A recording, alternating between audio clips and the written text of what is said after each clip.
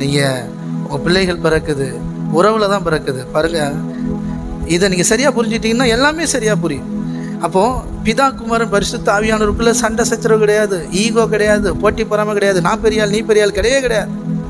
ஒருத்தருக்கு ஆராதிப்பாங்க, ஒருத்தருக்கு புகழ்வாங்க. நீங்கள் பைபிளில் பார்த்தீங்கன்னா தெரியும், பிதா குமாரன் சூப்பர், என் நேச குமாரன் பார். கர்த்தரே ஆவியானவர், கர்த்தருடைய ஆவி எங்குண்டு அங்கே விடுதலை உண்டு பார். குமாரன் கிறிஸ்து சொல்வார், என் பிதா என்னை விட்டு ஒரு நாள் கைவிட மாட்டார் அப்படிம்பார். என்னை கூட நீங்கள் துக்கப்படுத்தலாம், ஆனால் பரிசுத்த ஆவியானவரை துக்கப்படுத்தக்கூடாது அப்படிம்பார். புரியுதுங்களா? ஆமாம், ஆவியானவர் பாருங்கள். ஆமாம், கிறிஸ்துவை பற்றி இன்றைக்கி வெளிப்பாடுகளை கொடுக்கறதே ஆவியானவர் தான். நமக்குள்ளே இருந்து பிதா சொன்னதுக்காக நம்ம எவ்வளோ துக்கப்படுத்தினாலும் நமக்குள்ளேயே இருப்பார். இதுதான் அந்த உறவு, அந்த அன்பு.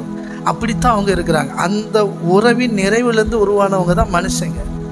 நம்மளும் அப்படி தான் இருக்கணும்.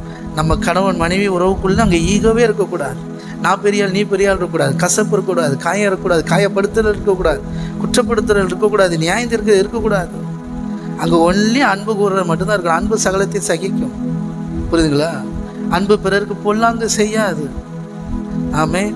ஆமாம், இங்கே நீ பெரியாள், நீ முதல்ல அன்பு காட்டு, நீ அதெல்லாம் அது ஈகோ. ஆமாம், என மேலே அன்பு இல்லை. பார்ப்போம் அன்பாக இருக்கிறாங்களா பார்ப்போம். அப்படி இருக்கிற வரைக்கும் வேஸ்ட். நீங்கள் சரி